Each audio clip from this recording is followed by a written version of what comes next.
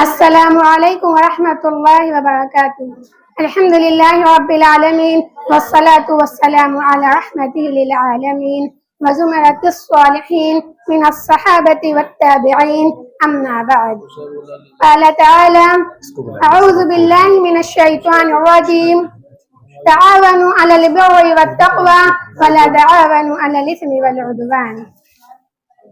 الناس للناس من بدو وحاضرة بعض لبعض ولم يشعروا خدم. الإنسان مدني بالتبع والاجتماع الإنساني لازم لبقاء المدنية وللحصول على حاجة الإنسان والدفاع عن نفسه. فقوت يوم واحد مثلا لا يحصل إلا بعد التحني والعجن والطبخ، وكل من هذه الأمور تحتاج إلى ماكينة وصانعها وإلى الكهرباء وإلى من يشرف عليها.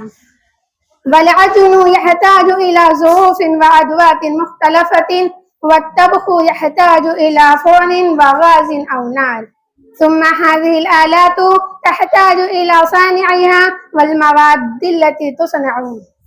ولما أن قدرة الواحد من البشر محدودة ضعيفة تحتاج إلى قدرات مختلفة للحصول على القوت، وهذا كله يحصل بالتعاون. كذلك الإنسان يحتاج للدفاع عن نفسه إلى الاستعانة بأبناء جنسه، لأنه أضعف من الحيوانات، فالفرس والحمار والثور والأسد والجاموس والفيل أعظم قدرة من الإنسان، والعدوان طبيعي في الحيوان فيدافع عن نفسه العدوان غيره.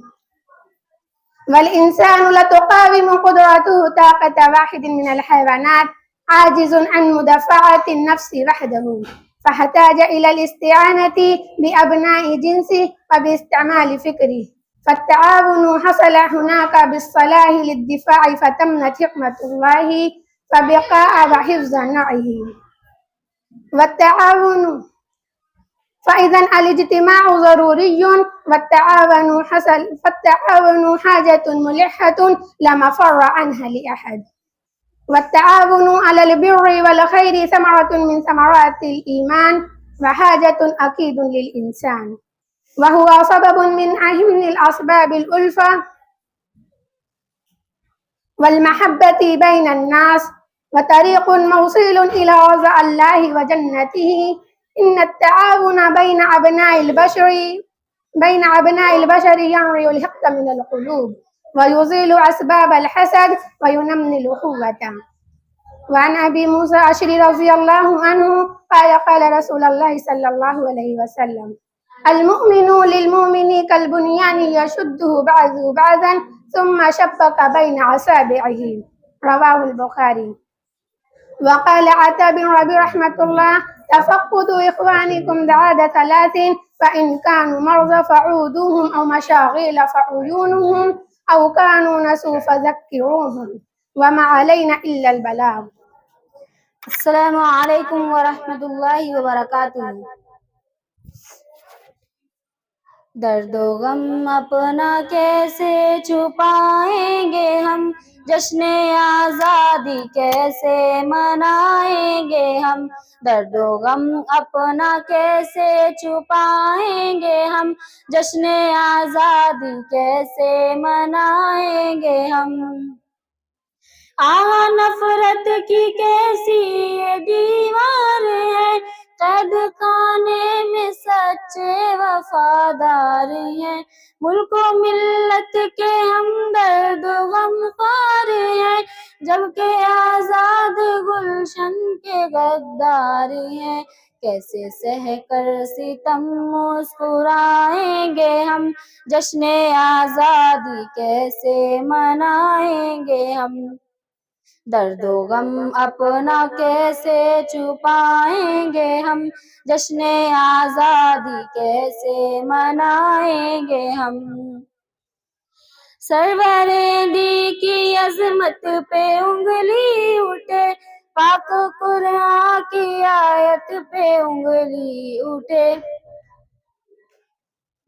सरवर दी की अजमत पे उंगली उठे, پاک قرآن کی آیت پہ انگلی اٹھے، اپنے رب کی عبادت پہ انگلی اٹھے، دن بدن جب شریعت پہ انگلی اٹھے، کیسے خوشیوں کے اب گیت گائیں گے ہم، جشن آزادی کیسے منائیں گے ہم، درد و غم اپنا کیسے چھپائیں گے ہم، جشن آزادی کیسے منائیں گے ہم۔